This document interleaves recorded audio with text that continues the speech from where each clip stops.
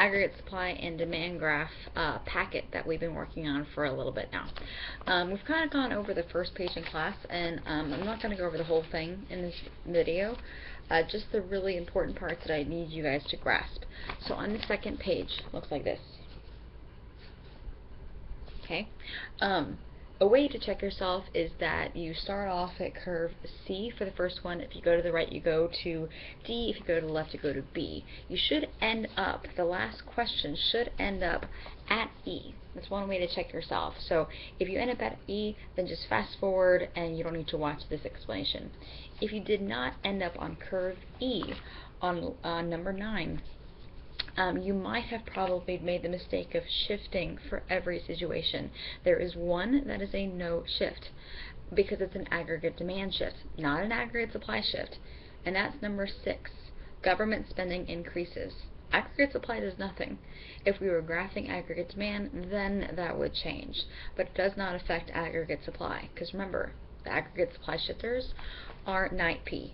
Number of sellers, input prices, technology, expectations, and productivity. Okay, moving on. We went over the, I'm looking at this. We went over the demand parts in class when we did them about a week ago, so let's look at the supply ones. So it's part B. There we go, part B. Okay. So I'm looking at number 5, 6, 7, and 8. Okay, so on all of these, you're not even having to think whether it's aggregate supply or aggregate demand. You're just focusing on aggregate supply, so it's just that easy. You're thinking about more or less aggregate supply. So on number 5, new environmental standards raise the average cost of autos and trucks 5%. We're assuming that autos and trucks are input prices because it's telling you it's shifting aggregate supply. The only thing it could be is autos and trucks are now inputs to production and productivity. So if they're more expensive, can't produce as much, and aggregate supply should shift to the left. Number 6, this one's easy. Sometimes it's hard to explain.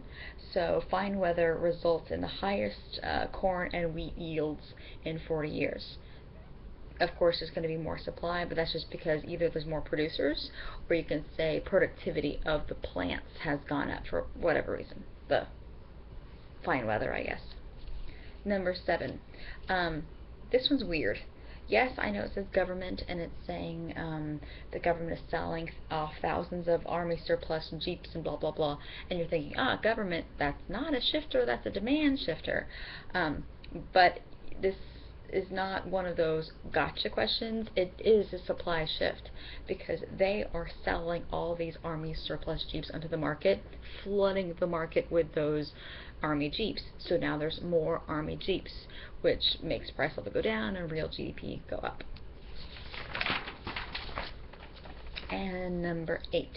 An enemy power sets up a blockade of sea lanes leading to a country, and most ships refuse to deliver cargo through the blockade. Okay, it's going to be left or shifted supply for the reason that the number of sellers has decreased. Part C. When you work on both of them together, aggregate supply, aggregate demand, and long-run aggregate supply, this is really what I'm trying to get you guys to focus on, combining it all together, because it's really never going to be just one or just the other. It's always going to be all 3 lines on the same graph. Okay, so number 9.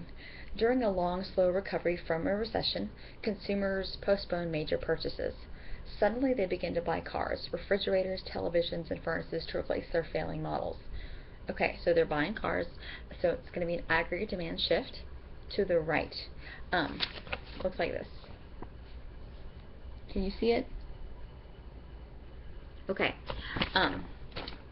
You could go a little bit further and say, well, what kind of inflation is that going to cause? Because price level will go up and GDP will go up, but since it's caused by an aggregate demand shift to the right, it's going to be demand pull inflation. You could even take it one step further and have your original graph start with a recessionary gap and then shifting it to long-run equilibrium. The one that I drew started at equilibrium, which is fine, but on the AP test they might actually ask you to start from a recessionary gap. Number 10. With no other dramatic changes, the government raises taxes and reduces transfer payments in the hope of balancing the federal budget. So government spending is going down, aggregate demand is shifting to the left. Okay? Transfer payments, remember, that is welfare, that's Social Security. So less people are getting checks from the government, and more people are having more of their income go towards the government. And what type of gap is this? If aggregate demand is shifting to the left, lowering prices and lowering GDP, what type of gap is that? It's a recessionary gap. Right. There. Oh my gosh, this is hard. Okay, there you go. There it is. Right. Oh god, I lost it. There you go. This is harder than it looks. Okay. Number 11. News of the possible future layoffs frightens the public into reducing spending and increasing savings for the feared rainy days. Once again, the public is spending less, and so aggregate demand shifts to the left. These are all kind of aggregate demand shifts to the left, and once again causing another recessionary gap, just like in the previous question. Number 12. I like number 12.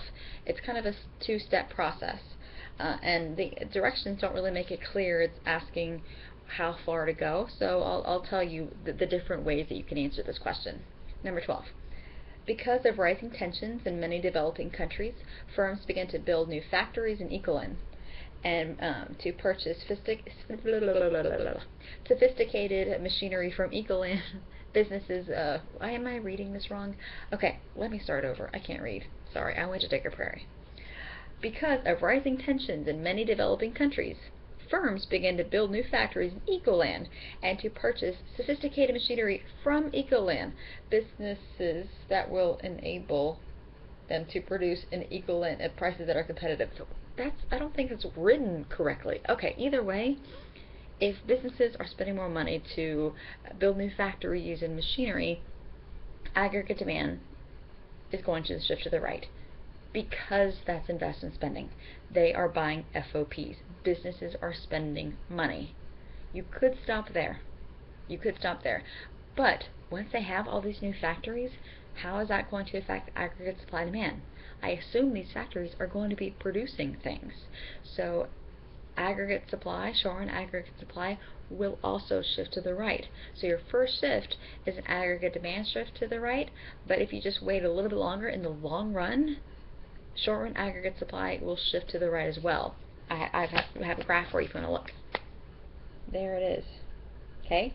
You see that aggregate demand shift to the right, so you have a new equilibrium point between AD2 and the original SRAS. And then time passes and SRAS will shift to the right as well. And you'll have a new equilibrium point between SRAS2 and AD2. The question is, which one is the greater shift? Because we don't know really what's going to happen to prices here. We know what's going to happen to real GDP. It will go up, because both a rightward shift of aggregate demand and a rightward shift of aggregate supply will cause GDP to go up. So we know GDP is definitely going up. But a rightward shift of aggregate demand raises prices, while a rightward shift of aggregate supply lowers prices. So when those two things are happening, we have no idea what's going to happen to prices. We know what's happening to GDP because those are the same. But when two shifts that are happening at the same time do two different things to either prices in this case or GDP in other cases, we have no idea which shift, the aggregate demand shift or the aggregate supply shift, will be stronger. So sometimes those are test questions, multiple choice questions. You know, what happens to price level? Sometimes it's undetermined. But in this case, GDP we know is going up. The price, though, we have no idea. That's a common question on the AP test. And number 13, last one. Brazil solves its foreign debt and inflation problems. It then orders $10 billion worth of capital machinery from Ecoland. Draw an aggregate supply and demand graph for Ecoland. Okay, so once again, this is businesses spending more money. Technically, this is foreign businesses wanting our stuff. So our exports goes up, our net exports goes up, aggregate demand shifts to the right, causing, once again, a demand pull inflationary gap. Okay? that is it. Hopefully you don't have any more questions on this packet. The rest was kind of simple. If you have any more questions, things I didn't cover, just send a message on this video, send me a message on Remind or Google Classroom, tweet me, email me, or any other form of contact, or you can just come see me tomorrow morning. I'll be in my room. Bye.